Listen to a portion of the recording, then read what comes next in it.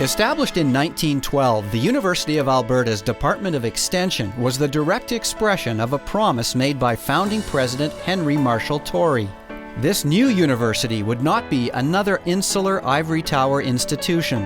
It would be devoted to helping build a new province and uplifting the whole people. Its mission was to find out what the people needed and then use its resources to bring those services to the people, wherever the people lived. Tory, from the very beginning, had his 4 professors and himself out there doing what was essentially extension work, going out and talking to the people, giving lectures and so forth.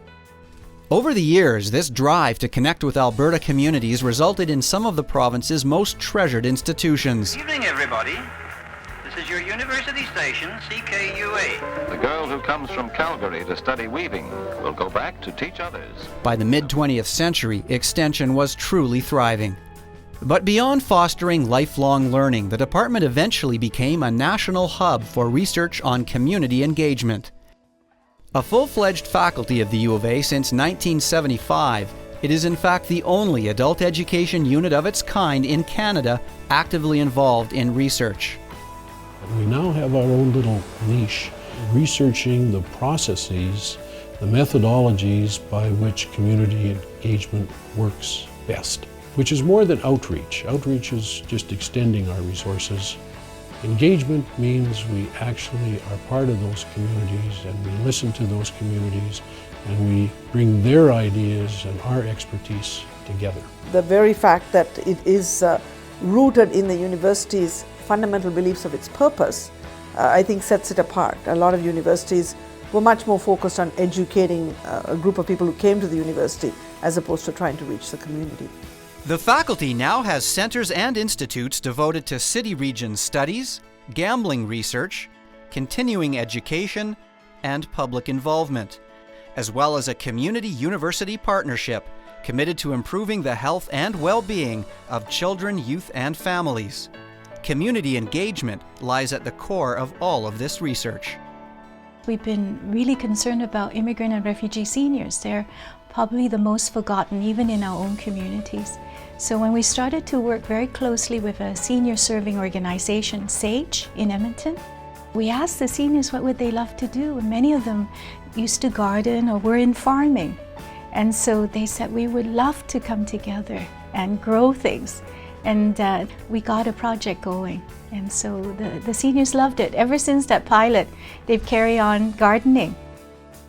One of the obvious benefits is not only do we generate new knowledge for a practice shift, but really create the social capital that's so needed in the context of social change.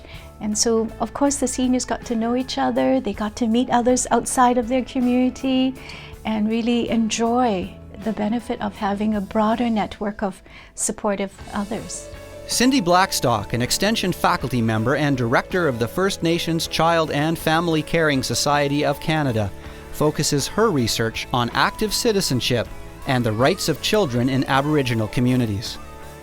We had all kinds of non-Aboriginal First Nations kids in front of Parliament as the election campaign was going on, and they were reading their letters to the Prime Minister. Now, this is my thought on that. There is nothing scarier to a politician than a kid with a sign, except for a kid with a sign and a microphone. What I want to do is I want to raise a generation of children who know that they can be active agents of change. And so when they grow up and they're concerned about the environment or persons with disabilities or some other concern, they have just the tools to activate to change Canada for the better. It's about citizenship. You know, and too often we look at the idea of academic scholarship and citizenship as being two little islands that are disconnected from one another. But the very best type of academia is all about citizenship. Engaging communities on the international front is Gordon Gao, director of the faculty's graduate program in communication and technology. I'm very interested in how new communication technologies have an impact in the community. And one of the branches of that is looking at emergency warning systems. And we are very interested in understanding in the developing country context of Sri Lanka the challenges of implementing an early warning system for tsunamis and other hazards, particularly when infrastructure and public spending on that kind of system was challenged. The second component is engaging the community in a way that at the end of the project you can transfer those lessons and those capabilities to that community and let them begin to take it on their own and go where they need to go with it. And that's an area I think there's a really good fit with the communication technology program in this faculty is that community engagement piece there. I suspect that in many ways the other faculties are going to become more like the Faculty of Extension, and that they'll be reaching out into communities to people of all ages with various sorts of programs. And I'm hoping we can just celebrate what Faculty of Extension has done, congratulate them on a great 100 years, but partner them with all of our other faculties to create a new vision of what is going to likely be a very different paradigm for 21st century education. You know, it's public scholarship, and you know, that's what we have to do. Universities have to do that. We have a moral obligation to do that.